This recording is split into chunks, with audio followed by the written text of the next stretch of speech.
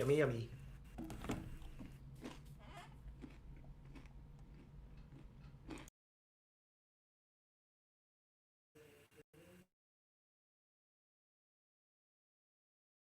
Oh, perfect. So,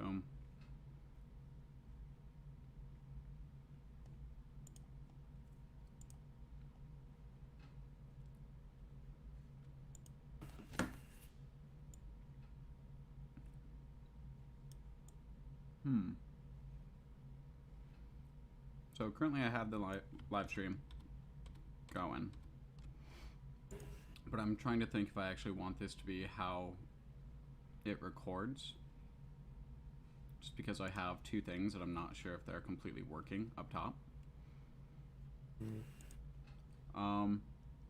You can unsubscribe, but do you want to go and type in Casey and the boys, boys with the Z, to YouTube? Yeah.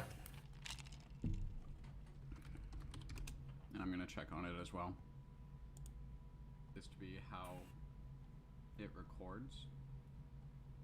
Just because I have two things that I'm not sure if they're completely working up top. Okay. So it's delayed by a few seconds. You can unsubscribe, but do you want to go and type in Casey and the boys? Can you subscribe? And I want to see if these widgets update. Yeah. Okay, I should be subscribed. This to be how it records. Just because I have two things that I'm not sure if they're completely working up top. Okay. So it's delayed by a few seconds. You can unsubscribe, but do you want to go? Oh, well, you already talked about Kaido knowing best. And I want to see if these widgets update. Yeah. Yeah. That's what I thought you were talking about, and so I was curious about that to see if okay. Number one dad. Yeah, that's where I was going with it. Yep. Okay. Solid. For now, I'm just gonna start recording. We can kind of go through some of that, but so I guess we'll start off talking with 1025, and I had actually really liked this one because of all and we had mentioned some of it at the bar, but I'd really liked this one because of all the theory crafting from it, from Kaido being oh, all your friends have they're dead, they're gone now, and he's oh, they all left you and you caused everyone to die. Oh, cool, that one did actually update. So you actually popped up with a little running zombie. It doesn't seem like the last subscriber one did, but we'll see how that goes. But oh, he's everyone hates you. He set stuff up, but he's also literally killing people who are nice to her. Kills the samurai who are nice to her, and he keeps trying to. He put her in a prison with a bunch of samurai that he expected to attack her, even though she was wanting to be Odin. And she is the demon child, and he expected expected them to potentially attack her, and her have to defend herself. And he knows she's strong, but she'd develop hatred for them potentially. Potentially. And I just felt I felt like he was projecting almost his experiences onto her, and he was actively going out of his way to potentially give her. Make it so that she had similar experiences as him, and then try and mold her into something. Agreed. And I mean, knowing how I feel like Kaido really did respect Odin, especially, when he died, he was saying oh yeah, and I killed that old bag because I know she interfered with our fight. He wanted to fight Odin. Yeah. With, his I guess, son. Yep. Kind of taking over that I am now Odin. It was almost giving him the opportunity to create an Odin influence of those samurai, if you will, he was setting him up for success, in my opinion. Oh, and actually taking it the other way that I was thinking. Yeah, so in a different regard of options, he's really trying to help him out and make him stronger and grow. Mm-hmm. I don't think he was expecting a battle. I think he was expecting if he's truly Odin, he'll win over these samurai. Yeah. Okay, I can see that too. That's actually kind of interesting because I feel both of our perspectives is that Kaido has a plan Hmm. because for the most part he's just kind of been portrayed as a drunk and as very abusive, um, and which he is both those things, but at the same time Oda doesn't write such, or hasn't for a very long time, like written such simplistic villains. And if that was really the picture for Kaido, that'd be just super simple and way below the level of writing that Oda typically does. So I'm like, okay, Kaido's gonna be more complex. And as a father figure, and as important as Yamato's been to the story, how do those things relate? How does Kaido's character develop as a father? And I think that's kind of interesting that you're like, oh, he's setting her up to be Odin, to then Yes, lead Wano, right? exactly. Like, And so that's why, I mean, he was always, Yamato was supposed to lead Wano. and At oh, okay, that's every actually point. pretty cool because he calls Yamato his son. And so we got in like the Viva cards, it was wondering if it was like a transgender thing for a lot of it. Is Yamato like, does she identify as a he or a she? And where it like, I had heard some things where in the other Viva cards, like it calls out kind of the other transgender people as like biologically this identifies as this. And with Yamato, it just says female. And so it's more like she identifies as Odin and like carrying on his will in a sense is how I ended up taking that. Um, but it is then interesting because Kaido refers to her as his son, Mhm. which I was taking actually as a different way, and he always wanted a son, and he wanted somebody basically to follow in his footsteps. And where I think where how I was thinking of it was how, yes, I think he absolutely respected Odin. He was disappointed in the way that the fight ended, but Odin was also his enemy, so he doesn't want his successor to be Odin. He wants his successor to, my head was going to be strong and to be as strong as him. From his viewpoint, strength seems to be kind of more important. Like he doesn't, it's not like relationships seem very important to him at this point in Yeah, the story. strength is the number one power, you know? Yeah, and it seems to dictate the dynamic of his crew. He wants to raise the strongest army. He would want his child, his offspring, to be strong. I think inherently wishing for a son, just because he's talking purely combat power. And I think Oda's kind of like talked about that somewhat with Zora's backstory. And oh, I'm forgetting her name. Kuina, Zoro's childhood friend, and she's like, "Oh, I'll never be as strong as you once I like grow up and develop," kind of thing. And so I was wondering if, so I was thinking that Kaido wanted a son because that the son would be stronger potentially and could lead. And also another way you can take it is could lead Wano because I haven't had a female leader of Wano. So it could just be that I'm calling you son, so that when I put you in charge of Wano, look, you're my son. You're the son of this like dragon god. And the sun's rule, yeah. Yeah. Which is fair, but I can understand where that's coming from. I don't know if you can use kind of the Zoro example in that kind of a manner though, because I think there's a lot more development over that island in general, right? The whole connection between Shimotsuki and Zoro being potentially related to him now. Yeah. That's that may be more implied than the female something. Just I think gender aspect of that portion. I think that's fair. yeah.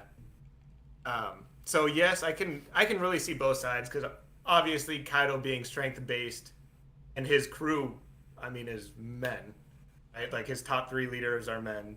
Yeah. Uh, it makes sense. I can see it that way for sure. Is the only But I woman in the just Flying Six Black Maria as well? yes, Black Maria, who's who? No, sorry, not who's who. Oldie. Yes, thank Oldie. you.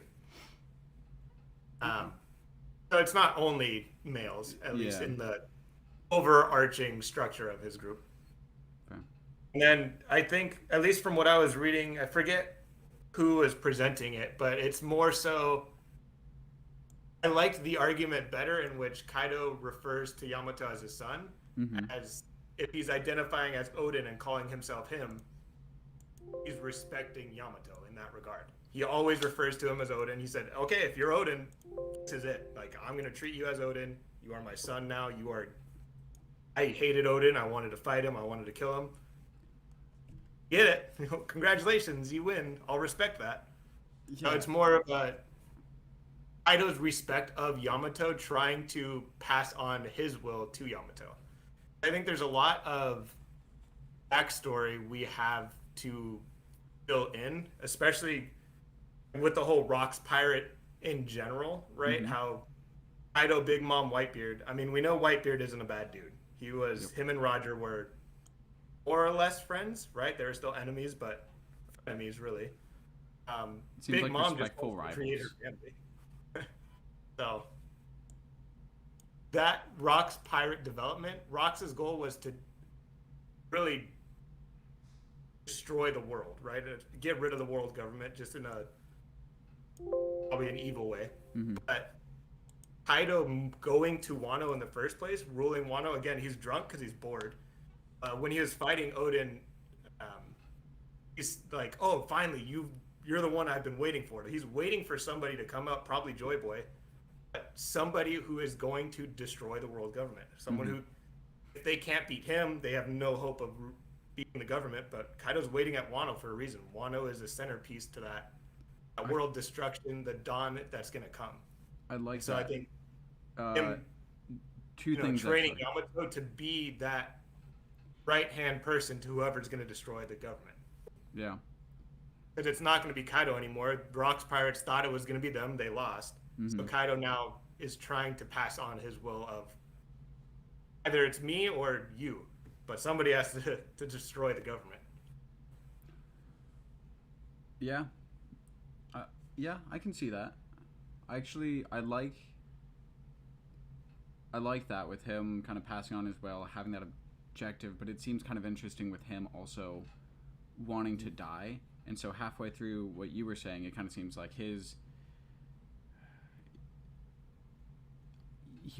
seems like he wants to die in a grandiose way, like in a way that there are legends about him for like generations, hundreds of years. But it kind of reminded me of Shusui. Yeah. And so was that was his name, right? Was it the samurai or the sword? Sword. The samurai was Ryuma? Ryuma. When Ryuma, there's like the legend in Wano of Ryuma slaying a dragon, and Kaido's like, "Well, I'm a dragon and I can't die, and I really want to die. Let's go to this place with people that can kill me." Wow, that's a really good point. And actually, that could fit really well because I didn't read something, another fan fiction or prediction model, Mm-hmm. but there was a title I was reading in which it's Zoro is going to be the one who destroys Kaido. How much based on that legend, Mm-hmm. and Oda foreshadows the shit out of One Piece. Yeah, and Do you think there's that's how Kaido's going to lose? I feel like there's so much That would make background a to whole One lot. Piece though that like especially before it happens. So once something happens, you're like, "Oh, all of this was foreshadowing." but it's also there's just so much world building that Yes. there's a ton of foreshadowing in there, but there's also just world building, and it's like you can pick out tons of things that point in one direction, and then it shows up as something else because, well, guess what? There was a ton of other things that pointed in that direction that we all missed. But Yeah. Also, history tends to repeat itself. I feel like in our world and in Oda's world, no, it happens. I completely agree. That reminds me of the checkered fate theory that I told you to check out. But I really enjoy those, and I'm some of those theories, and I'm excited to see kind of where stuff goes with that.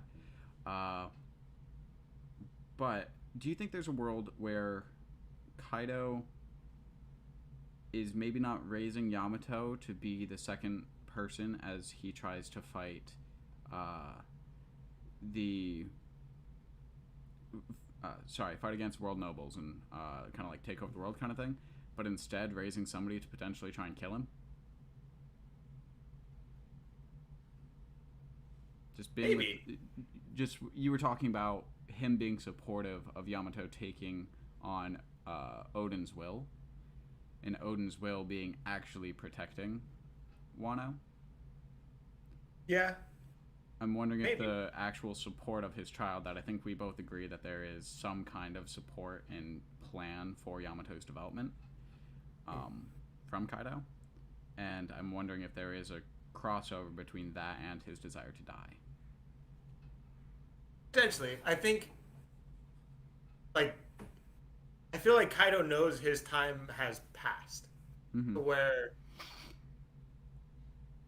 I think he's tried to die and been unable to, so maybe it would make sense that he's, inheriting his will or passing on his will.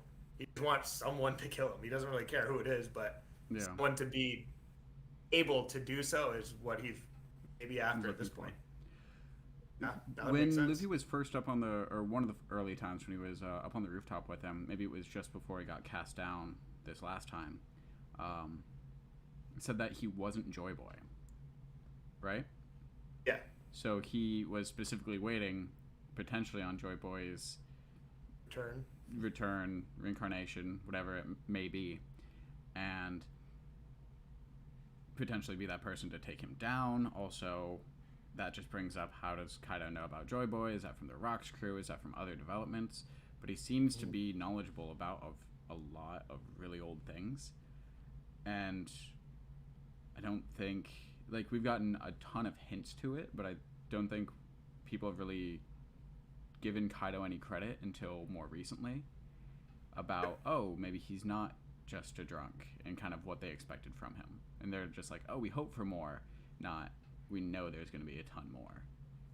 Yeah, I think there's a lot more to do as well with his race, like him being ogres, right? The continent puller race. That could potentially be, he's that bloodline. So, do you think continent puller? I've heard, because there was like the ogre and demon translation between, I want to say Viz was demon, and then the other one was ogre.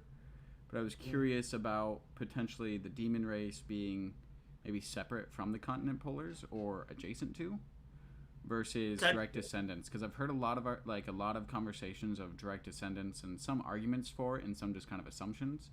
But I'm also curious if that is something separate or if it's demon and then ogre or continent pullers, etc., and it kind of branches down where they're related or under the same umbrella. But yeah, I think that's where I don't know that we have enough information to really, even theorize very well right now. Fair. I did see some of the comparisons, at least with physical looks, right, between Oars and Kaido, and Yamato, really too, with their horns, their teeth. Yep. There was another. There were a few other people with kind of unexplained horns. One of them was one of the allied pirates with Whitebeard at Marineford. And then the other one was Moria, because Moria has horns too, and he's very demonic and looking. Obviously, that could be a variation, like with his devil fruit, I think. Just because like the shadow nature of it, Yeah, could just kind of lead him to look more like that. So many tangents because there, yeah, the idea with Moria and how much knowledge he had too, Yep. where he kind of supposedly might know some of the world's secrets, like what their ultimate weapons are, Mm-hmm. how to use their greatest weapons, things of that nature. Yep. Why Blackbeard killing him and taking his devil fruit is substantial development in the storyline as well. You know what I mean? Definitely. That, and then Mori and Kaido have their own backstory, and Kaido was a person that killed his crew and everything. So it's so much world building. Yeah, and Moria taking Ryuma and his corpse to reanimate. Yep. He's searching for the strongest corpses. Yeah. So there's Naruto vibes, reincarnation jutsu. for sure gonna happen. Actually, he already had like Captain John and people from the Rock's crew. Like he had their corpses. Yep. Which So was, Moria was hunting for the strongest corpses. Yeah. Probably part of that is one of the greatest weapons in the world is a corpse potentially. Oh, that's Yeah, really I've cool. seen a lot. I haven't actually heard that one. Oh, really? There, yeah. So I forget again where I read it. Um, some theories is they looked at Doflamingo 1st, like why he wanted the op fruit that Law has, because that has two major abilities. One is the personality switch, where you can switch the bodies. Yep. Two is um, immortalizing people. Yep. So you can immortalize a corpse, flip into that body. Oh, there's just Oh, I've So never they were saying- heard that before. yeah, and so Law. I'll see if I can find it again and send it your way. But he like within the Dressrosa arc, there was a couple sections that they took out that was essentially saying Doflamingo talking about the world government's greatest weapon, Mm-hmm. and what they're hiding at Mary Jo's, and that being his word choice was very indicative of it being something corpse related. There's an Oars corpse, so whoever that greatest other race was, the ancient race even, maybe there's potentially people like that. Potentially the original Joy Boy being of the giant race of some sort, and the giant hat sitting in Exactly. the refrigerator, and maybe right next to it is Joy Boy's corpse. Yeah, because that was Shit. another argument of that is the straw hat that we saw in one of the frames was within a similar kind of frozen holding cell. Which you would try and preserve that through. Wow, that is really interesting. And so if you did that on a corpse instead and then transferred your personality into it, you would Now inhabit the strongest body. you would which, you would give yourself the strongest, unkillable, unaging body at that point, and it kind of extends the I think options for that immortality surgery, because Yeah. people always said it's immortality. It's like it doesn't say invulnerability. It says you're unaging. You won't die of natural causes. Yeah. Where if you do that on a corpse, so it doesn't rot or decay, which I think is basically immortality, but you do that for the strongest being that ever was, then you have said invulnerability, or Yep. as close to it as you could get. as close to it, and now you can truly wreak havoc on the world without worry. And what's curious is I'd love to see Law do that now, because will would be personality based and independent of your body, and so it'd be really interesting to see like Luffy transferred into somebody else's body and then using Conqueror's Haki, and then that body being potentially perceived as way stronger. Yeah. Sorry, that was just more of a question, interesting thought. No, yeah. I mean, we still have. Yeah, there's a lot that can be developed still. Okay. That's for sure. So one of my last things about this chapter though was actually my thoughts on Momonosuke's like impact, because I think I'd mentioned it to you before as well, and that was like how Momo would end up contributing to the battle, and then now he's a giant dragon, and can he actually fight? But my thought had always been, since Shinobu was like saw him in his human form and was crying, or at least that's what we're assuming. That she was crying because he looked like Odin, and how if he transformed out of his dragon form. So right now he's like in, and this was pre 1026. This was before he. This was actually kind of a thought of mine before it was even said he was going to age up, because the scabbards. He saw like the will of Odin behind the scabbards, and so he like got frightened, and then they cut him. So I was curious about if Momo showed up and somehow developed or like demonstrated that will, then he would freeze up like that still and be potentially vulnerable. But now we have Momonosuke potentially looking exactly like Odin and could transform out of that dragon state, cause him to pause, and at that point leave him vulnerable for an attack the same way Odin was vulnerable to Kaido when the old woman transformed into Momo. And so I really liked that idea because I thought it had such an Oda vibe. Exactly. And so Momo like indirectly felt like, or might have felt like, oh, we saw him as the reason Odin lost. Odin totally should have taken down Kaido. And then Momo, real Momo, is actually giving that opportunity to take down Kaido. And also, it's previously shown, because in the entire arc previously, we saw Big Mom, and the only time she was vulnerable is when she lost her mind when the picture of Mother Caramel broke. Mm-hmm. And well, it makes sense. Kaido's very similar, and he's invulnerable or invincible until something like that may happen. Yeah. Which I thought would be really cool, but now we have Momo potentially like leaving and stopping the island and stuff. But I still would be really excited if that's how it ended. Just because I was like, oh, I can see like him seeing Odin's will in Momo when he's little, and then they're aging him up, and I was like, or. And so that's just making more and more sense to me. But so that's kind of my hope, and just kind of a short theory for this one that I'm kind of seeing develop that way. Cool. Do you want to switch topics and talk, because we did a whole bunch of theories and stuff for last chapter. 1026. What were your thoughts? I like the how the moon got, I guess, willed into existence, kind of like that whole clash separating the clouds between the two dragons and allowing Dog and Cat to really win finally. And get revenge that they've been looking for a while. That was just really nice to see, honestly. I liked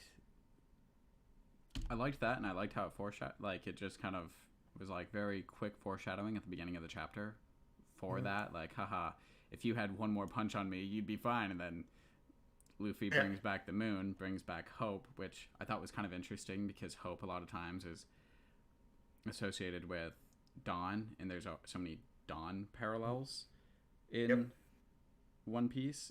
I thought it was very interesting that the moon has taken up that role kind of throughout this arc, and is it the Shimosuke that actually have like the moon's the emblem? So like with that emblem being Momo's family and basically like the hope for Wano, and then with the Minks as well, it's where they get their power, and so it keeps being a symbol of hope, which is really interesting, because I feel like typically it's used inversely with the sun and not kind of as a parallel, which I've been really enjoying and I really liked. And it's probably a testament to me not reading the manga until like this year, but I was reading through, and in the chapter I'm like, oh, like there are two dragons now, like how are we gonna fix that? And then they like hit, and I'm like, oh duh, they're gonna split the skies with Conqueror's Haki, which we've been alluding to for forever. Makes sense. And then just the idea of the moon, I mean, Skypiea, that whole arc is, one that I kind of glossed over because I didn't realize the importance of it. Now it seems like that was probably one of the most important arcs. And Uh, it kind of keeps coming back in everything, yeah, and and now so everyone's that's just waiting for it to come back. exactly when they're talking about the moon races, even. And so the moon has a lot of importance. It gives the minks their power. It's where some of the strongest races are. I mean, even like King, we Hmm. need to learn about his race, right? A Lunarian, lunar. Yep. There's a lot of moon allusions to power, which is just really cool. So the fact that the moon is now showing, I think means Luffy's gonna, go Gear 5. I think we're all kind of expecting that to happen next, and what that form is gonna look like is gonna be surprising. I feel like everyone's alluding to again a Dragon Gear 5 kind of form, but I think that, I don't know like how that's gonna Dragon play Man, out. I think that would be pretty sick. And with the Conqueror's Hockey, I think it does seem like the next step. I don't, I don't know if we're gonna get it now. I know. I don't know. So I think eventually there would be a Gear 5, just because with how much we have left in the story and kind of the progression and what's been shown. I really like that Luffy is now fighting Kaido in base form. Mhm. And using like his elephant gun this chapter to actually deal like a powerful blow against him using Conqueror's Hockey. Like, I've actually got those panels pulled up right now. But so we've got like Momo biting Kaido and holding him down, and then Luffy being able to like do multiple blows against him. So like he uses the elephant gun, puts him to the ground, then Momo bites him, and I don't know. It's cool to see first Luffy in like Gear 3 actually damaging him, and he's using Conqueror's Hockey, so he should be. But also Momo having an actual impact, like physically, because I didn't expect that. But Yeah, and I feel like Luffy's whole motivation with having Momo even just bite Kaido in the first place was just to say, like, dude, Momo, you just bit an Emperor of the Seas. Why are you afraid of anything anymore? Like, I he, don't think Luffy actually really needed Momo's help. He was just trying to encourage him. yeah. Oh, Get him the to in the panel where go he's like after his looking spear. up at him and yelling at him. I Mhm. love that. I loved that panel so much. And then Yeah. it's like Luffy's back facing him as a dragon, and he's like, "Oh, you're right." Yeah. But It's like, no, I have nothing to be afraid of. I'm good. yeah, and it's just Luffy like continuing to inspire people and Mhm.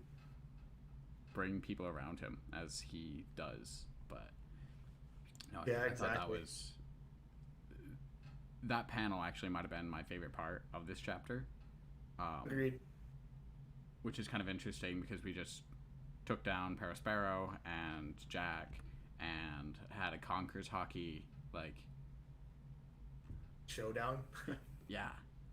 It was like the remake of the panel with Whitebeard and Roger where their weapons don't clash but their fists don't clash, but the distance between the two, I was like, the distance between them is literally Luffy's size Yeah. between their punches. Like in the panel there's massive Kaido, space, Luffy, sky breaking apart, and the space between them is the size of Luffy, which I thought Yeah. was just kind of like, is that in how the drawing is done so that you know for a fact that they're not touching? Or like, also, holy crap, that's a lot of conquerors on either side. Yeah, that's just a lot of power in general. That's creating a nullified zone. Yeah.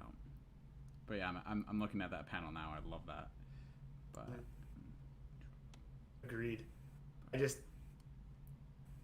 I can't imagine the next chapter, or maybe the next one, but like, we're gonna have to get something before we see all these fights, that just give a little more backstory.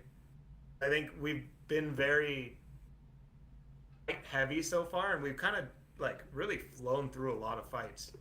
But I feel like all of these are just bringing up more questions little by little. Like there's all these little side comments and hints, yep. you know? And Like, we've had that during these super intense and busy Mhm.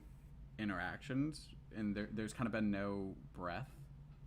yeah, Like we had a break last week, and it feels like that was almost our breath.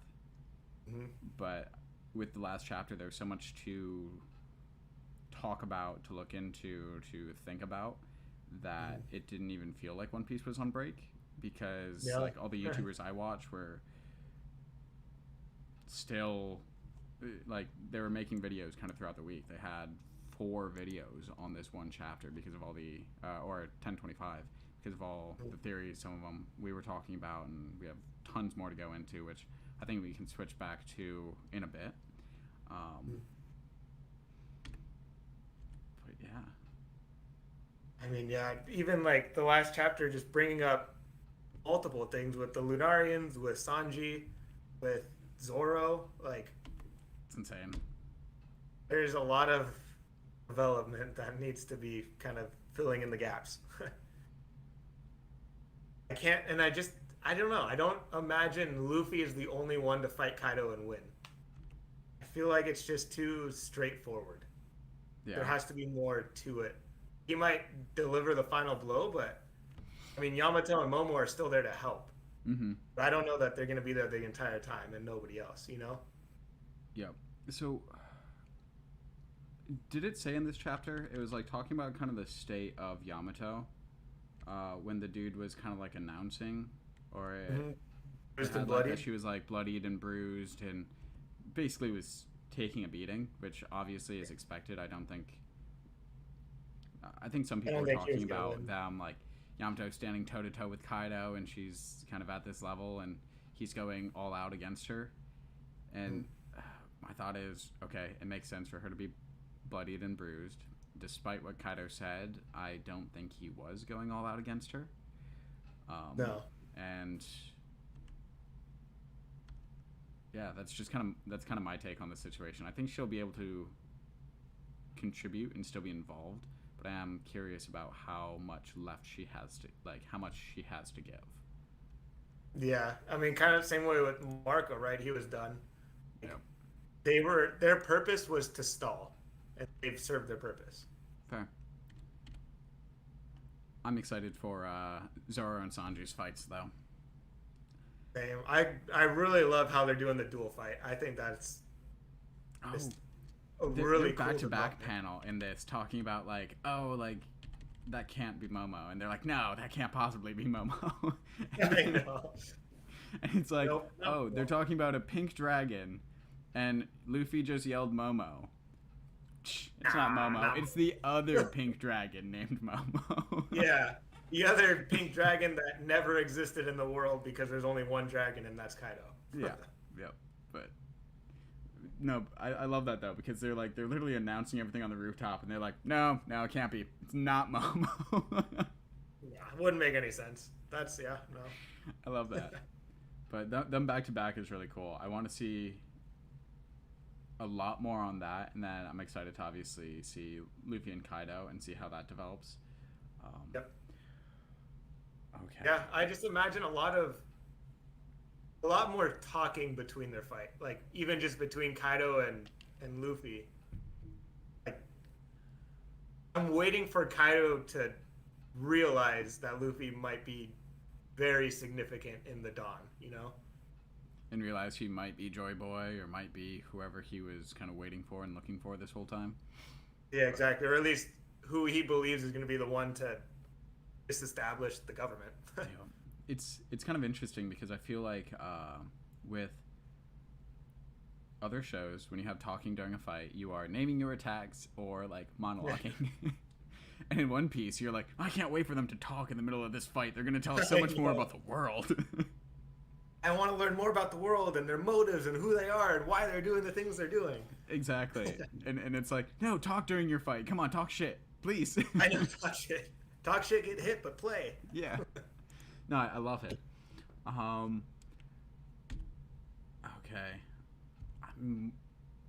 I had so much to talk about. Okay. I didn't know what to expect when Luffy like told Momo to bite Kaido. You're right. I don't think he needed the help. I think the delay helped him set up for that next attack, and it kind of goes along with what I was thinking of Momo being able to play support and kind of support Luffy in the fight at this point. but like when Kaido first gets bit, like his eyes are like pure white and he's like Oh mouth yeah, he's wide hurt. open screaming and stuff. I'm like, shit, he actually just hurt Kaido. Yeah. Just being a dragon though, I didn't expect him to be able to because of, well, hockey.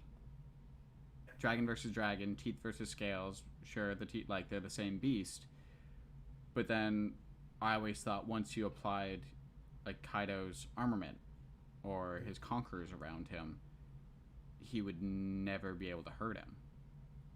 And then in this chapter, you clearly see he does, and I don't know, it's interesting. I also almost expected him to like use Boro breath because I know. he just flew.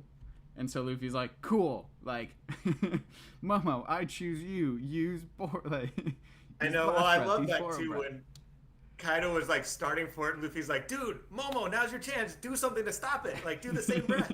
Momo's like, "No, I can't," and just dodges. Well, I feel like Luffy's also like, I'm excited to see this animated because I feel like Luffy's also just gonna be like kind of excited. Like I can see them Oh, throwing he's in having a like blast. like an extra like snapshot of him like with like bright eyes or something. I mean, when they were like bursting through all the buildings, right? Luffy was probably having a blast and hanging Yeah. on for dear life, but having his, goofy, fun self. Which I just thought was crazy because Luffy didn't break through like breaking Nope. through the floors of Onigashima to go to the different floors wasn't even an option. It was just like, hey, take the stairs, even though, hey, we have a guy who can fly and enough Get force there. to break through the floors. Yeah. But then Momo's just So- like literally starts tearing down Onigashima with his eyes closed. Literally with Really? his eyes closed. Literally. Ha. Yeah. Yeah, Momo's growing up is probably one of the largest power-ups throughout the series. Just in that small duration of a time. Just by nature of him growing up, he's gained Odin's power. Essentially, it seems I'd like say at least if you easiest, can. like easily well, Blackbeard, Gura Nomi, maybe, Yeah.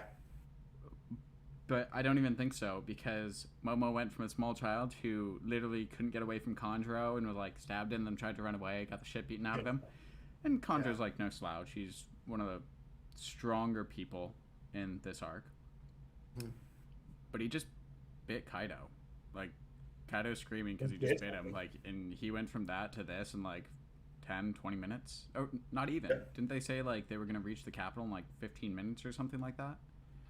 Yep. So as long as like we're not backtracking at all any as far as like time frame and what we're seeing versus then, which I think that was when Luffy fell. So in less than 15 minutes he went from being like a small child to hurting a hurting a freaking Yonko. So Yeah, and it's no, like it's pretty just all easily Luffy the trying to biggest make him a power boss. up now that you mention it. What was that? I think and all Luffy was trying to do is get Momo to think of himself as a boss. Yeah. Like Yep. I don't think Luffy's trying to get Momo to help him so much as he's trying to help Momo grow. Yeah. Love that. Love Luffy. Agreed. I've been watching some people kind of go through One Piece for the first time, like YouTubers and stuff. And the one I've watched a few, but one of the ones I was watching is typically a booktuber, and she loves fantasy and stuff. But she like started reading it. She's like, "Oh, this is pretty good. I love Luffy," and fixes it to Luffy eventually, kind of like as the videos go on. But she goes from this is kind of a cool, interesting thing to oh my god, this is my favorite thing. Luffy is my favorite character ever. This is my favorite world now. Yep. But it's actually really cool to listen to. I like doing that in the background and like as I'm working and stuff. Do you want to talk about some of your favorite theories or some stuff that have come up in the last few chapters or some stuff that you've seen recently that you really enjoy? Yeah, definitely the Zoro Shimotsuki, like the parallels they're drawing for Zoro being essentially like the savior of Wano. Like that's why it would make a lot of sense if Zoro were be the one who lands the final blow on Kaido. And as much as like it feels like it needs to be Luffy, Mm-hmm. I don't know that I want to stop believing it's gonna be Zoro yet. I love that whole he's essentially Ryuma incarnated. He's now the hero of Wano. He's there because of fate, and Yep. multiple people have said that Zoro being there is an act of fate. So I think his relationship to Wano, Mm-hmm. I want more information about. I want to really see that get developed, Yeah. and the relation of Shimotsuki, who he is, because we know that like Yasui and Odin, they were related, right? Mm-hmm. So there's even a blood relation, essentially or potentially, to Odin and Zoro, and the parallels between Odin and Zoro. I think right now we've all kind of put Odin and Luffy together. I think there's a lot more development to prove Zoro and Odin being kind of, if Luffy's Roger, Zoro's Odin. And I want to see that play out more in this Wano arc. You know what? I think I agree with pretty much all of that because obviously Luffy is Roger, and I think so much of the time we are taking a snapshot of just Wano, and so Whitebeard and Roger are kind of left out of it, even with our flashback to him spending time on both of those crews and how he interacted with them. Also, I'm kind of torn because I'm in the spot I think where you didn't want to be. We're giving up the thought that Zoro might get the last hit on Kaido because I think I still really like the idea, but I'm also kind of of the opinion that I'm like, it kind of needs to be Luffy. Like if it's not Luffy, Agreed. but something that I saw or was like I was reminded of, the ancient devil fruits are dragon fruits. Model, they're dragon fruits model whatever type of dinosaur they are. Mm-hmm. So as he defeats King, he is still slaying a dragon, and at the same time toppling a god potentially because they were on the there's some conversations about they were on the red line, they were viewed as gods, and the celestial dragons became gods by usurping them, and now King is one of the the only or one of the only ones left. That's very true. That's a good point too. It could easily be the same story with him just defeating King. Yeah. And so I think that is where that kind of helped me. Not that you need to, but that kind of helped me let go and be like, okay, yeah, Luffy should probably be the one that beats Kaido. Like it doesn't have to be Zoro, even though it would be really cool. And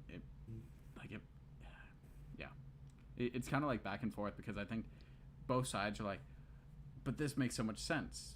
Like Zoro makes so much sense, but Luffy makes so much sense, and Zoro doesn't make sense. But also, it comes down to what Oda wants to do and the twists and turns that he wants to put in his story and where he takes it. Because he pretty much always has a plan. Always has a plan. I mean, so he's known where this was going since he started writing. Definitely. But speaking of twists and turns, though, what do we think about Yamato joining the crew? I'm not as sold on it as I feel like most other people are. I think I'm with you. There's an absolute possibility that she joins the crew. We've gotten a backstory. She has a sad backstory, so that helps.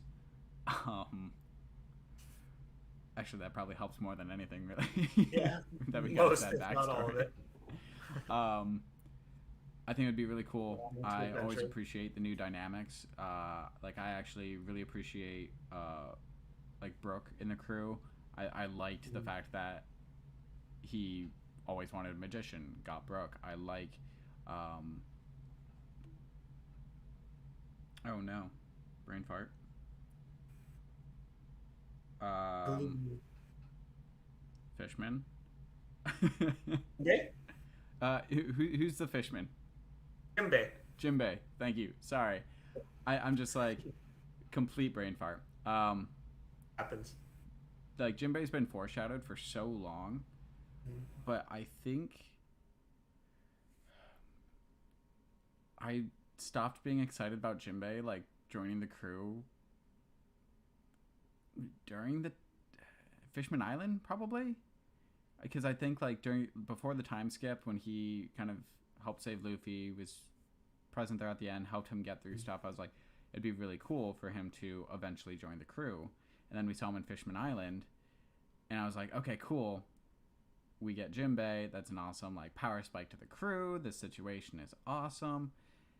And then we had arc after arc after arc without him, or he was involved and now he's gonna join the crew. I don't know. I'm excited for his interactions, but I wasn't nearly as like hyped up when everyone's like, "Hey, he's finally joined." I'm like, "Is Jimbei just gonna die?" Like, it's like, Yeah, Jack fighting Big Mom. Oda's like, "Haha, gotcha. You thought he was gonna join, but he's not." That would have been such a good power move on Oda's part. But so I'm psyched to see if she does, kind of what dynamic she would add. I'm really curious about what's going to happen with Otama and all of the Beast Pirates that she has formed an army with in the past day, because there's no precedent for those running out. She fed it to like her what's it called? Yeah, the dog line. Yeah. And that's just been her friend ever since. Like, and That's she has true. all these headliners that just obey her every command, and it's actually What's gonna happen when there's no war to fight? when there's no war. Yeah, it's like, oh, do they just help out and fix Wano? Because I feel like you could use that, and then maybe they come in to help with the Grand Fleet in the very end, kind of thing. But in the meantime, they That's what stick I'm around and thinking help too. rebuild Wano, because they have all these super powerful people that, I don't know, can like till land or something. Yeah, well, I mean, the weapons factories, I would imagine they won't continue if Kaido's gone, but also now that's the weapon factory labor instead of the people of Wano. Yep. You know what I mean? What do you think's going to happen? He was shown at the Orochi. He was shown at the very end of last chapter.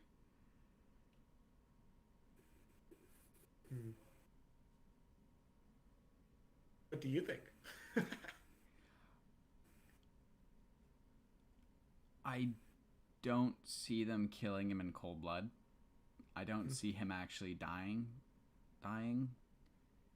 Um, Maybe like a public execution, but I don't see that as. I don't know if I see that as character growth for Momo. No. So I wouldn't be surprised if he was imprisoned or to avoid, maybe just so that isn't used. I don't know, because I also think his devil fruit is powerful and would be interesting to come and play later with the whole like Blackbeard getting a whole bunch of strong devil fruit and having a mythical Zoan that allows you to be like transform into in the Orochi. Yeah. And having he has died how many times now? Like 6, 7. He's on like his last header too. Yeah. But out that's of the insane. Like, that's a really strong devil fruit. That's fair. I don't see his significance past this arc though. You know what I mean? Like Yeah, he doesn't I don't matter. I don't see him being executed either, but I don't see him contributing at all. Burns to death in the fire he set himself. Something like that. Yeah. I feel like it's gonna be That would actually tie in with because multiple heads. There's Japanese Orochi, but also Greek Hydra, and how you stop heads from growing back is burning the base. So it would kind of tie in that way too. Yeah. I feel like that's, there's also, I saw some mention about how the volcano in Wano may still play or have like an actual significance in the story as well. It could potentially be, he falls in that volcano and turns into lava.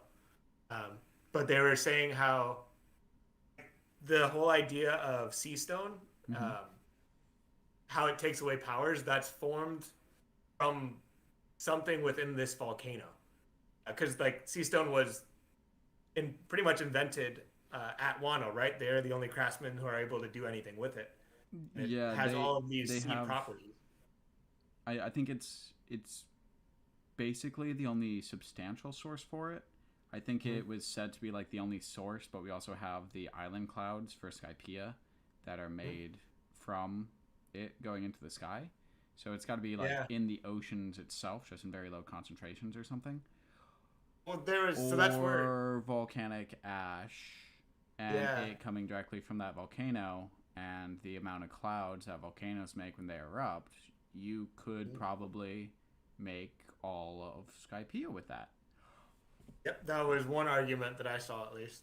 Oh, I've never heard that before, but that actually would make a lot of sense. That's really cool. And that's how they're all kind of related. There's, more and more significance between Skypiea and Wano. Definitely. That still has to be developed too. I really like that could be a potential alternate route. Onigashima, like, somehow before it gets to the flower capital, it gets stopped over that volcano. Yeah. Or we're almost there, because we saw it in this chapter that it's like almost there. Maybe that's where Momo pushes it back to, because they have to put it somewhere still. Because even if they take down Kaido and Momo's like stopping it from being dropped on the capital, is he strong enough to hold it and put it back where it was? Is he gonna do his like next best thing? Also, I'm really curious about just the whole like Sea Prism Stone itself, the interaction with Devil Fruit. It ties so closely into Devil Fruit lore, and I think that's also something that we're like, Wano's so important. Like, it has all of this, but also, like, I just want some of that stuff explained. I think it's used as this is why Wano's so important a lot of times from people, but less, holy crap, we might actually be getting information about this. I'm curious as to like Wano's potential lore with it. I also, so we were talking before about Kaido raising Yamato, and you were saying raise Yamato to be Odin, to be basically a strong right hand that the people of Wano actually respect, and so that she can lead and be shogun, right? So I was wondering, because Kaido's always said like Wano is special, and we have all these reasons why Wano is special. Sea Prism Stone, all of its natural resources, the honestly lore with dragons itself, and just how it's tied to literally everything with the Shimasuki and the poneglyphs. But I was wondering, Kaido was talking to Yamato in 1025 and was like, oh, you're always scurrying around alone, hiding in attics, listening into conversations, rejected and shunned by people, you have no friends. And she's like, I do have friends. I had friends. You murdered them all. Yeah. But so like that part to me, that was part of the reason why I wondered if Kaido was trying to give Yamato kind of that specific, or those specific life experiences of such loss, or try and make her be rejected, because Kaido was saying things that just weren't true. He's like, oh, you're doing all of this, you're so unlucky, and it's very blatantly his actions. And so without Kaido, kind of being a bit insane, which maybe he is a bit insane. He's also depressed and wants to die, etc. But I mean, he knows he's the reason why Yamato feels this way. So what could he have actually been talking about? And I was wondering if he was potentially talking about his own experiences and projecting that on her, and that had made him so strong throughout his life that maybe that was the development he was trying to get for Yamato, and just obviously a very messed up and twisted way of making her strong. But if they were Oni relating to like Japanese demons, specifically Japanese, and we've kind of obviously we have Onigashima and the ancient giants there, so whether they are the same thing or just like tangential to one another. Yeah, I was thinking Kaido could be from Wano, and that could have was thinking that too. Yeah, Kaido could have been from Wano, and those interactions he was talking about and wanting to be involved and being shunned by society was just Wano 50 years ago, pre-Odin. Even Wano 900 years ago. Yeah, but that would have been pre-Odin too, when he was a child, because Odin died 20 years ago. 5 years ago, 5 years before that, he was dancing. So 25 years still puts Kaido at 24 years old, which we already know he was 21 at God Valley. So he had already left wherever he was to be on the Roxas crew. So his childhood very well could have been exactly what he just said about Yamato, but in Wano. And I think that would also be an interesting backstory to add on to Kaido's I want to destroy Wano and turn it into what I want, because that would make him that would make him have a more personal relationship with the samurai of Wano and with everyone in Wano, that he would similar then to want Orochi. to actively destroy it. Exactly. Which makes sense, and I think there's a lot of parallels that have been drawn that do connect Kaido to Wano in that sort of manner as well. I think the way in which the Kozuki closed off Wano would also be like, it was Orochi's grandfather who did the bad thing, and then he was getting punished for his grandfather's actions. Kaido could be trying to make up for his grandfather's actions, in which they were, when Wano was open, Kaido's family had some sort of influence on Wano and its destruction or loss or something like that. Yeah. So that's the parallel between those two. I think the more we learn, I think everything we've talked about just is going to be like, oh, Kaido seems more misguided. Like, has reasons, but kind of went the wrong way with it, which is, I think, been a lot of our villains, and maybe we don't, it doesn't justify his actions, but I think it might actually be enough to make people empathize with him, which I don't think is where I don't think people expect that to happen, but I'm pretty much waiting for it. I know, right? Like, Kaido's always been the most evil, destructive villain yet, but there's been no purely evil villain. They've all, Doflamingo was the most evil in my opinion. Doflamingo, I think, has been the most evil so far. Just very Machiavellian, but he is psychopath or sociopath? Probably sociopath. Yeah, because he was in the same light as he was essentially Orochi, just on a world level. You know. He also obviously still had very traumatic things as a child, though, and was hunted. So you somewhat empathize, but you're like, this fucker's evil. You're still wrong, and I hate you, but yeah. But okay. You keep bringing up Zoro, Green Bull. We were talking when we were at the bar. What do you think about the potential for Green Bull and kind of everything related with that in Wano? I don't even know, but I'd love where it can go, and just the whole backstory of that family is gonna have some significance. Yep. It's I just don't know what. Like it seems pretty straightforward, but who knows?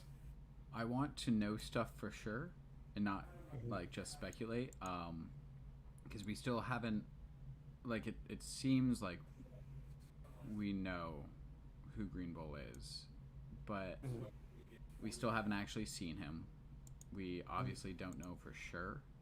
Uh, And it just like whole like every admiral being potentially against the world government too just doesn't quite make sense. Agreed. Be- Like Fujitora and Green Bull can't be from the same place. I agree. I think But potentially one of them. Do you think Fujitora is from Wano? I don't think so. I Do you think it saw would have to some be like Green Bull? I think it would be better if it was Green Okay. Bull. I've seen some arguments for Fujitora being from Wano as well, but it just feels too forced. Mm-hmm. Do we know when he blinded himself? I was just thinking about it now. I'm curious if that potentially lined up with any of the things that we know to happen in Wano. But also, Not that I can remember. my thing is, if we had Fujitora, Green Bull, and Odin, I don't think Kaido's crew wins. Yeah, right. That was the other part. Yeah, Like, the whole delaying Odin 5 years was to build up their army because they couldn't win against Odin. So with yeah, everybody else there, it just doesn't make sense. yep, yep. So I don't. They might be related to Wano or have some kind of connection with Wano, but I don't think they could have ever. I don't think they could be in Wano. Yeah, unless like whoever Yamato is trapped with in that cave, the three samurai, unless those are the three samurai. Mm-hmm. That's the only way in which I can see that working. Oh, Then it just I don't know. It feels too unlikely. Like it feels they're too strong as they are now. There's no way it could have developed into that way. yeah, yeah. I think I agree. Who knows? What's his Zoro's who we think Zoro's ancestors are, or who his dad might be. What's his name? Ushimaru? Yeah, and so that's who we're thinking Green Bull could potentially be, Potentially. or like his grandfather or something. Because they Grandfather mentioned, or oh, like uncle I or haven't eaten in 2 years with green. We think it has something to do with like a plant-based devil fruit or something, maybe. So like photosynthesis. Maybe the dude's. Well, that was always the joke, right? Samurai don't eat, Yeah. but it has to be related. Yeah. Yep.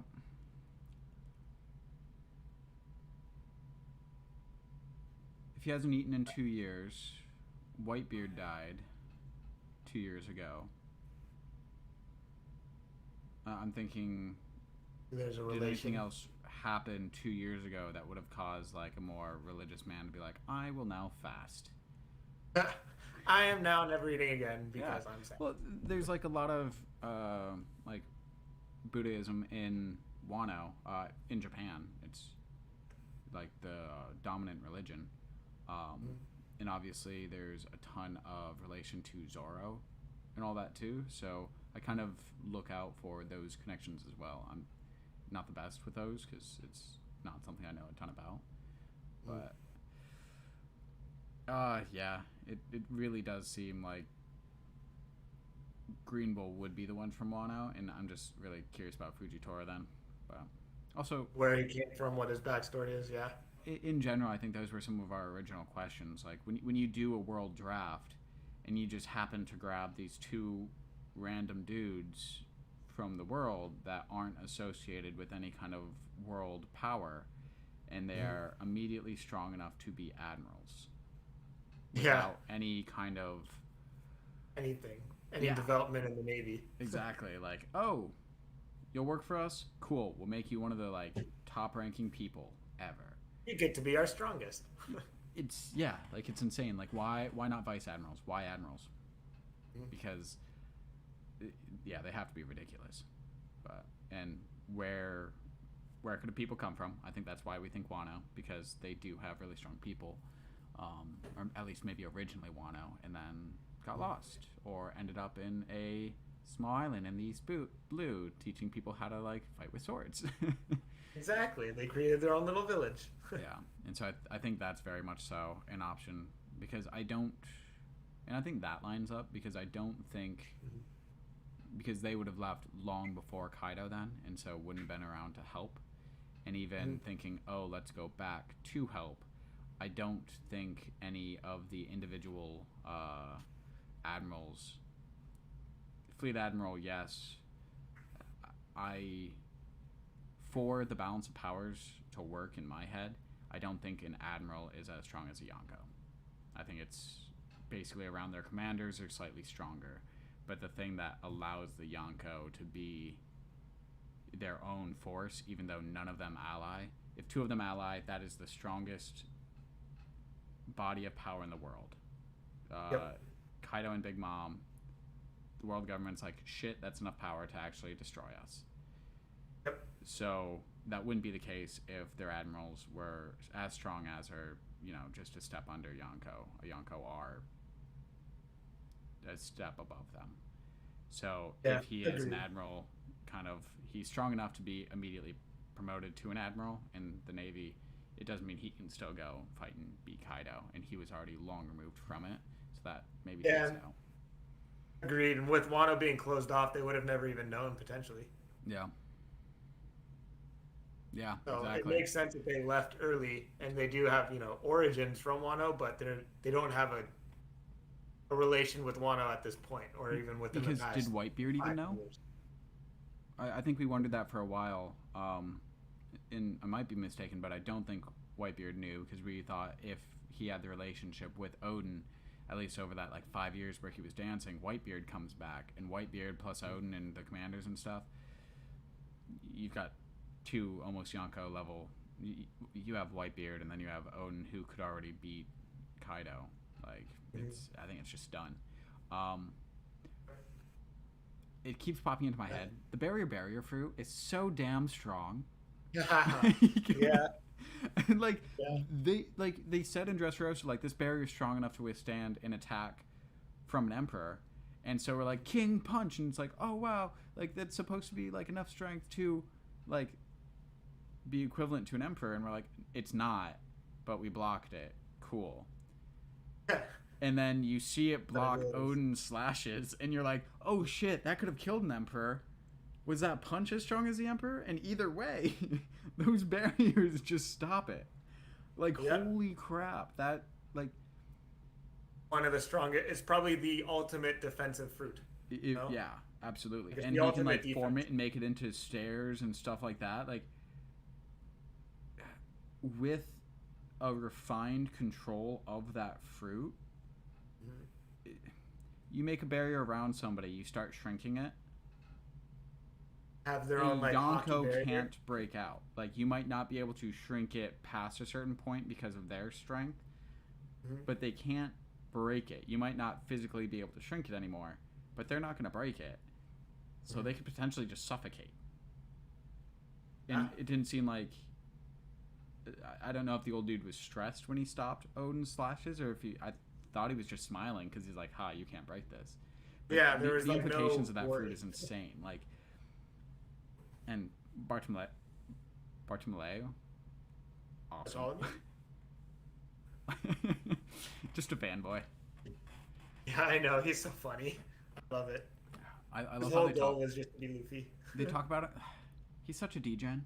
He's like, oh, I'm just gonna stand here and take a piss and taunt all these people, or he's, I don't remember what they were talking about in the Coliseum, but it's he's not a great guy, but then every time you see him, he's just he's literally handing out Straw Hat paraphernalia. Memorabilia. He's memorabilia. He's here's this pamphlet, here's this T-shirt, like. Everybody love him. Yeah. Yeah. It's like they like paint him up as like this murderer, but he's like, oh, you know the Straw Hats? Or And then he's immediately like the best person you'll ever meet. He's your best friend. I can just imagine him going places and he has an awful representation because he's like a door-to-door salesman, like, praise the Straw Hats, like the Straw Hats are amazing. The worst salesman of all time. Views him as like something like the Second Coming because he like survived the lightning bolt, so he's like the Luffy fan. But then we think Luffy legitimately is like the Second Coming of Joy Boy. Oh, makes sense. Pretty fantastic. Yeah, he's hilarious. Okay. We've been nerding out for a while. Do you have any general theories? I'm looking down, and we've actually been like recording this for like an hour and like 15 minutes. Fair amount of time. Yeah, not too bad. I figured I'll edit and cut stuff down. But I wanted to see, was there other, like, not more recent stuff, but any stuff that you just wanted to, like, nerd out about? Because...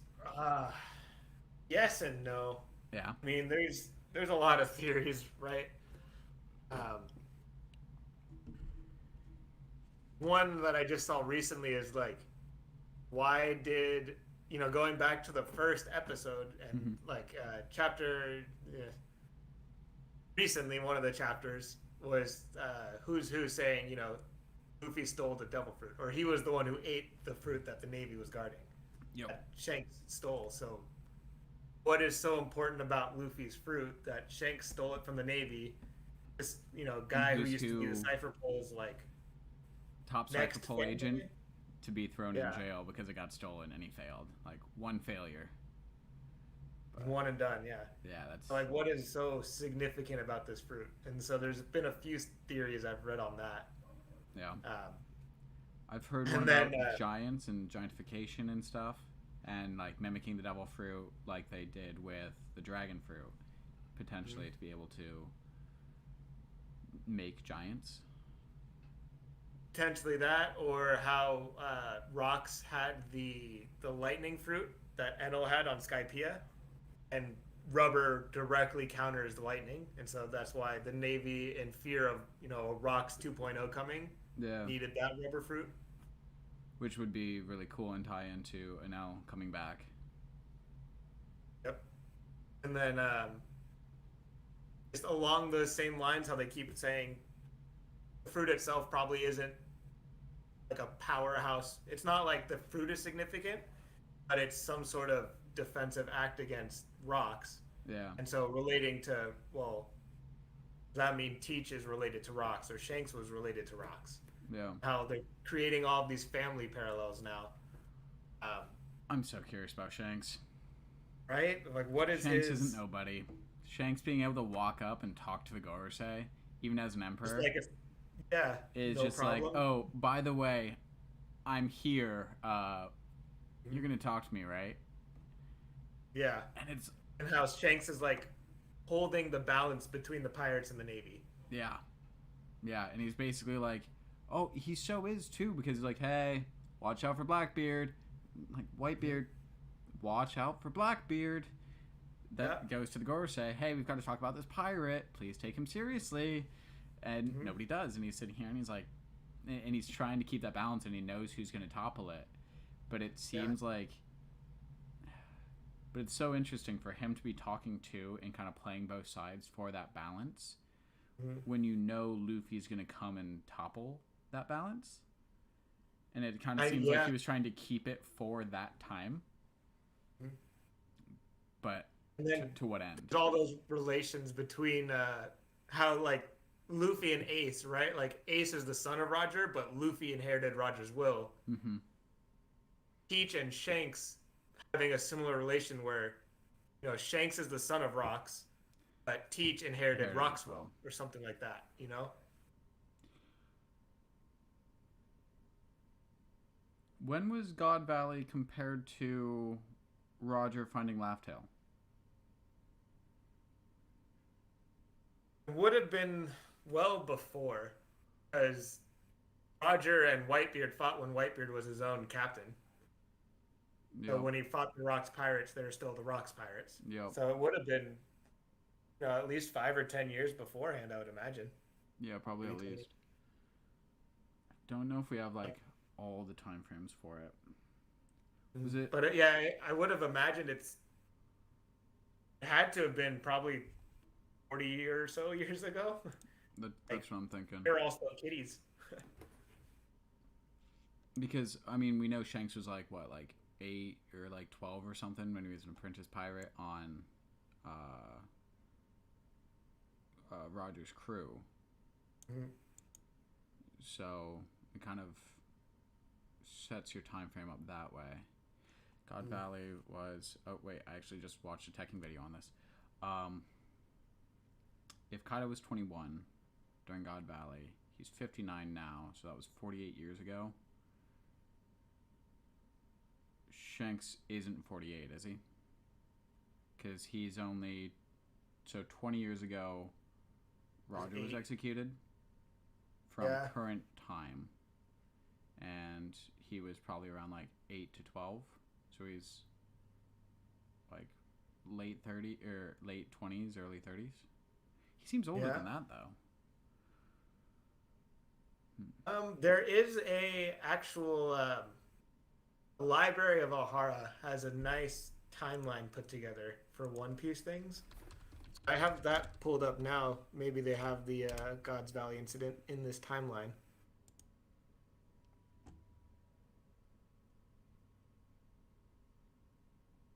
Oh, this is where Tekken gets all this stuff. I've actually never checked this out. Oh, there's so much on here. There's It's ridiculous how much there is to One Piece though. That like the wiki and like this need to exist. Yep. And it's like necessary to keep track of everything that's going on. Yeah.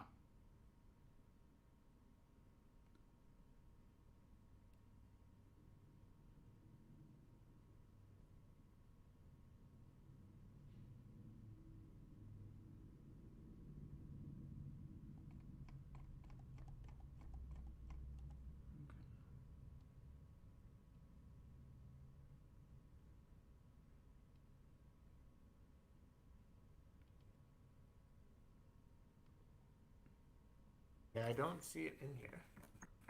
No worries. Oh, I've actually been reading through One Piece for the first time.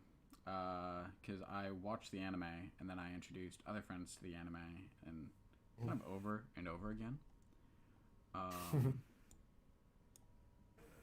And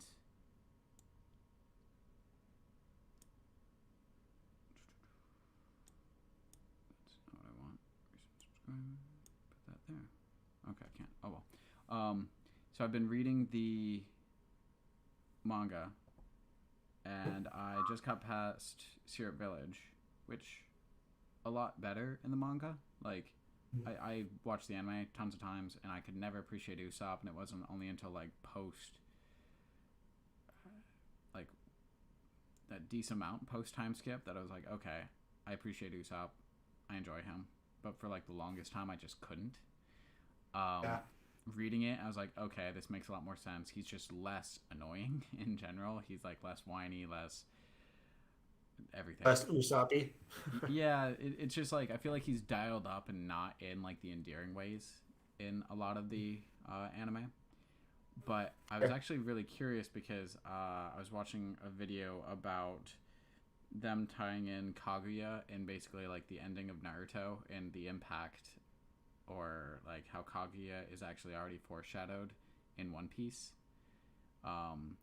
And them being like, oh yeah, reflection off the moon, like all of this stuff, and the moon's also important, and basically it seemed like kind of a joke thing that I had quite a few things kind of tied into it. Yeah, and they're like, oh, and then you have like, we already have like powers and stuff that can rewrite people's memories, like Django. Also, quick question: is it Axan Morgan was the guy who captured Captain Kuro? Because it looked like him in the panel. and I wanted to make sure I with think somebody. so. Okay. Um, which is really funny because you have this dude with such an inflated ego of himself Hmm. that like he's now an awful person, but his memory was changed, and it like you are the great marine who captured this person, and he was hypnotized into thinking that he was great and fantastic and that he did these things, Mhm. and his memory's there.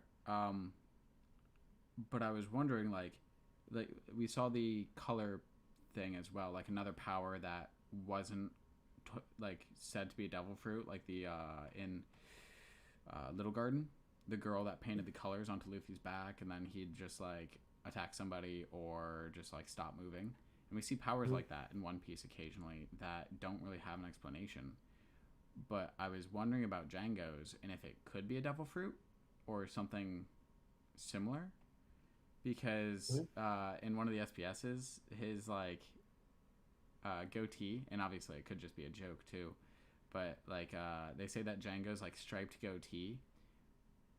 Oda said it. He didn't shower for a long time, and then a mushroom sprouted from his chin, and so he ate the head of it, and it tasted really bad, and so he didn't finish the rest. But I'm sitting here and I'm like, Like a and devil then fruit. that's how he got his powers. Yeah.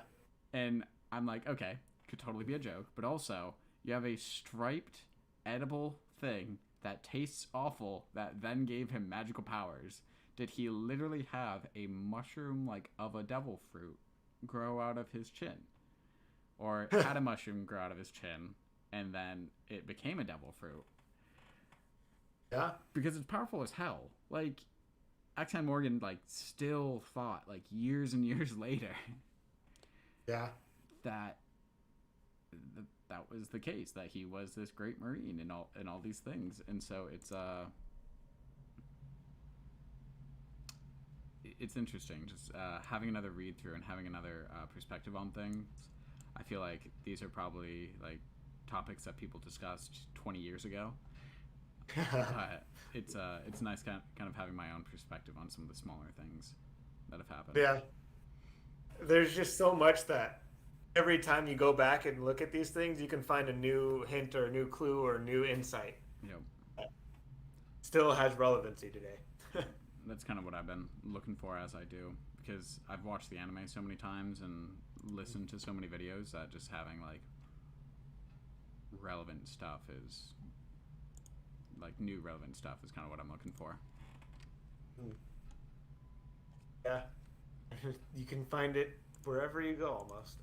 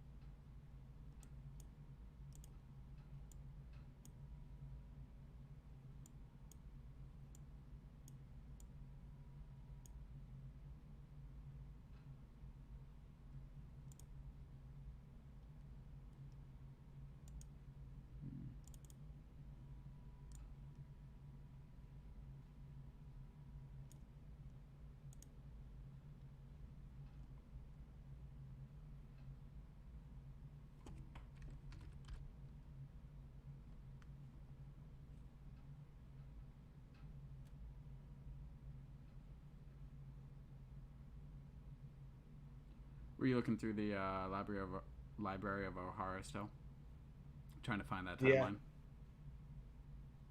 I'm just reading through it now, really. What do you find? Um, they put together like a pre-void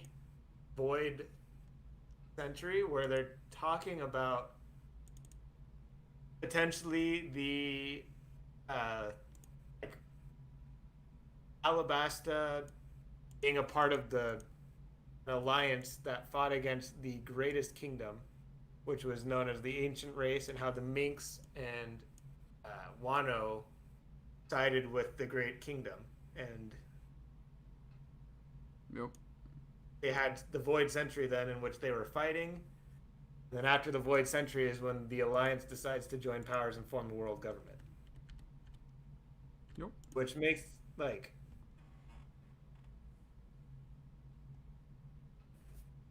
it almost seems like the Void Century is put together now. At least through this timeline, is the Void Century is just the war between the Ancient Kingdom and the now world government. And so, what happened in that battle? Like, how did everything get destroyed? How did Joy Boy lose? I guess. Yeah. It's it's kind of cool because I also like looking at the races when we're looking at fishmen who can control water, minks who can manipulate electricity, and then lunarians who can apparently like control fire. Yeah. I'm wondering about the like somebody who potentially can manipulate earth.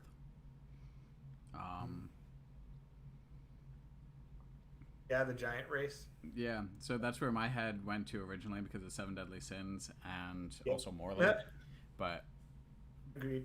giants are typically associated with those. But we haven't like Well, and seen then that you for have giants. Thor's the continent puller. Oh, fair. of Yeah, very pulling fair. continent. Would make sense. Mm-hmm. Hmm.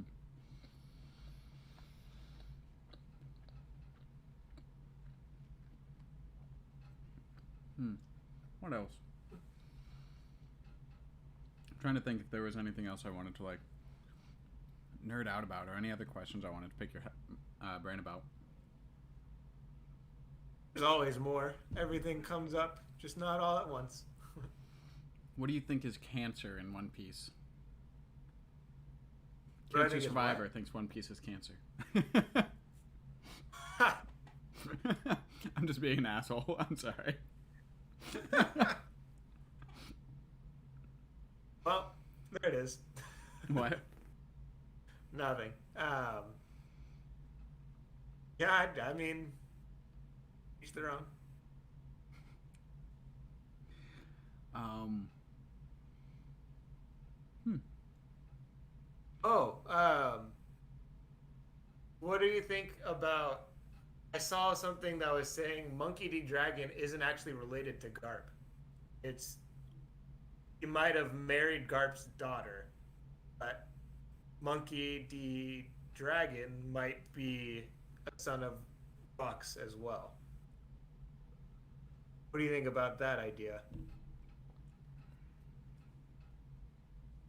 I think that'd be interesting. Last name Monkey, so he would have had to take. Had He to would have take his taken the name, wife's name, yeah. or her name, yeah. And then they draw parallels between like how he's named the world's worst criminal, like Rox Yeah, was the or world's most worst wanted pirate. man, yeah. Yeah. And so they're drawing a lot of parallels between the two, which Dragon might have been, abandoned or got away, taken under Garp's wing as part of the Navy, but never really wanted to be a part of the Navy. And he still has that will of wanting to destroy the world government. He's doing it in a different way than the pirates are now. Yeah. Do we know like any? Rox is still only like been shown in silhouette, right? Yeah, we know his hairstyle. That's about it. Yeah, And so it's that's kind what of they're drawing. crazy and all parallels over the between. place, and I'm looking at pictures of Dragon and being like, is that remotely similar, like teeth or facial structure or anything? And I can kind of see it in like cheekbones or something, like Little cheekbones bit. or something. Like I don't know, but I'd be curious because I would.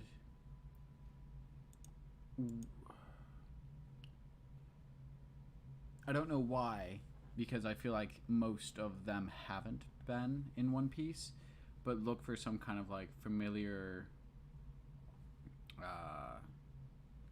comparisons for how they look. Mhm.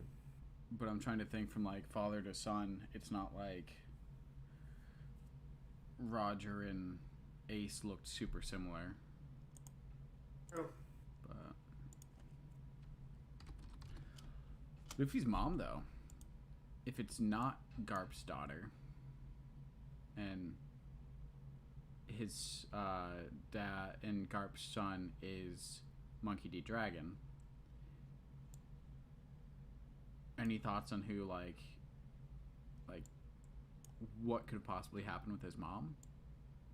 Have you heard of I think any theories about that?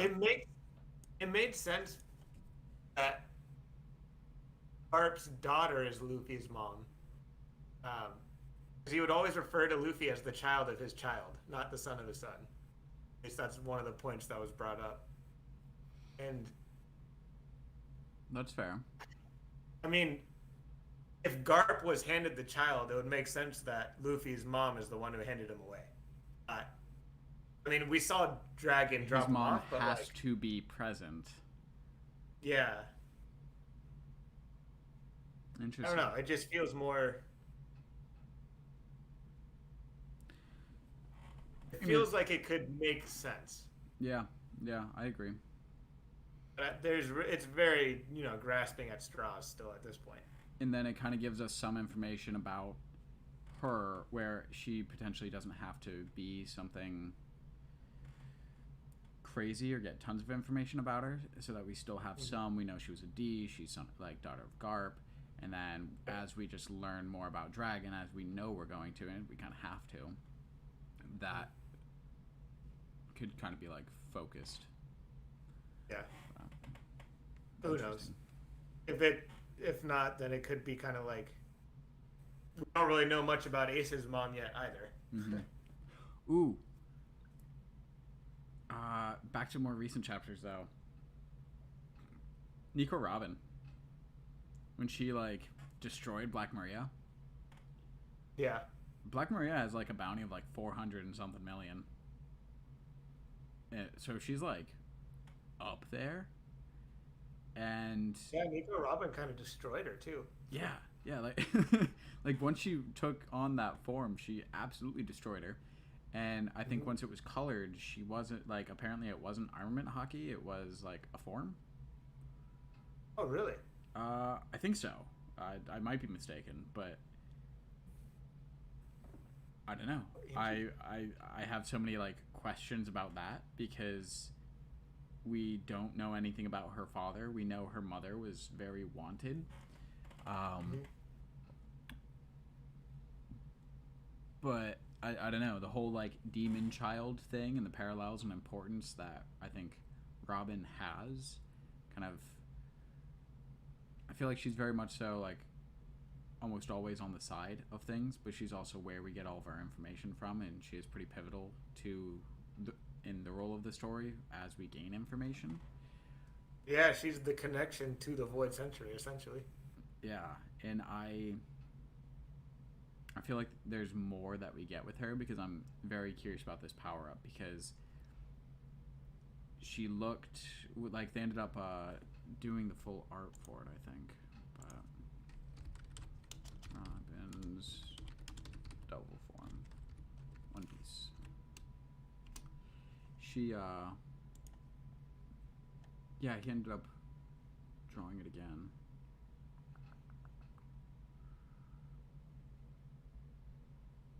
But she looked like very demonic, like right around her eyes and stuff. Yep. And it was interesting because I was like, could she possibly be like half something? I think that would make a lot of sense. And same thing with Sanji, right? Him being like DNA spliced with something else. Yep. Robin is half of something too. Zoro has this new like legendary blood in him. Mm-hmm. Everybody kind of has a significant family tree. Yeah, and I could see like Robin being, because we always like, why was she called Devil Child? Like, why was she Devil Child Nico Robin? And could it be because she was part Oni? And I mean, her mom was traveling all around the world researching poneglyphs. Mhm. Okay, here's a thought. So they're researching poneglyphs. Who do you know actually can read poneglyphs? The Komizuki. That's why they took Odin along on Whitebeard and Roger's ships, or part of the reason, and why Roger grabbed him. And so for that knowledge in the past, those scholars would have had to go to Wano. And if Oni are native to Wano, she could have been pregnant, come back, come back with her as a daughter, as like a half devil, and that might explain why she was also shunned by her family, because her family or whoever, like, I think it was like an aunt and uncle or something that she was left with, hated her, but they made it seem like it was like the hana hana fruit because she was a freak. Yeah. But that's a really educated village. I don't know if a hana hana devil fruit would be enough to scare somebody that much. Whereas, like, literally, you gave me this baby, and this baby then grew horns when it got mad. Ha. Like, Yeah, that would be a freak lot you out a scarier. lot more. And then she also has this other magical ability, like, and you're like, oh my god, so, like, that's not a devil fruit. She's literally a demon. Mm-hmm. So, I don't know. I think that would be pretty interesting too, because that would also give Robin kind of her own ties to different areas of the world. But Yeah, that would be pretty cool. I mean, it would make sense that people are after her more so, or like not just because she can read, mm-hmm. right? Because it explains the epithet, yeah, yeah, because otherwise it's it just brings like more you're connection to it. demonizing this child and calling her demon child Nico Robin. To our reason before was just to scare people or just to make people think she was bad, but they don't say like demon Straw Hat Luffy, or like, and his wanted picture is him smiling. For most of the time it's him like celebrating or partying, because that's when they could get a picture of him, and he's not looking imposing at all. He looks like a kid. He looks like a kid partying, and they just call him Straw Hat Luffy. They didn't change anything to his epithet to like make him more imposing. But is Zoro still Pirate Hunter Zoro? Yes, but I haven't seen him called that in a while. Yeah, it's just kind of interesting. But stuck with his bounty hunter name, he's like, damn it, gotta change that sometime. But Agreed. yeah, good shit. What do you think people's like wanted posters will be at the end of this? What people's what? Like wanted posters will be at the end of this, like their bounties and stuff. Oh man, it's gonna have to be significant, I would imagine. Mm-hmm. Luffy's 1.5 billion. Right now, yes. Yeah. But I mean, Kaido's and Big Mom's are 4, right? Yeah, So and they're both right there. I think his would have to like go up to like 3. I think Zoro and Sanji go up to like 800, something like that. something. I don't think. It's gotta be, I think they're gonna take down King and Queen, but that hasn't always meant like, oh, you get a bounty higher than that person. Sometimes it's meant you get a bounty below, kind of depending. So that'd be interesting. But yeah, who do you think will be higher, Zoro or Sanji? Because Sanji's making a lot of fun of Zoro right now. fair. I think it's gonna. What if it ties? I know, that's what I was thinking too, just to piss him off. Exactly, like because I think natural inclination is that it's gonna switch back to Zoro, but yeah, like what if it just ties, and then they'd be pissed off. He'd be like, "See, you're not better than me," and this and then Zoro would be like, "And that's with your raid suit or something like that," and he's like, "I don't need help with that." Sanji would then like, "I don't have swords, etc." Just so everyone's having a little bit of fun. Yeah. I can see that. Who knows? I think I'm pretty much at my limit right now. You are Oh. good. I was gonna This say was a good discussion. we've discussed a lot though. I had fun with it. I agree. I might bug you for a shorter one, and maybe some Sundays to come when these are coming out. Definitely. Always happy to talk. Awesome.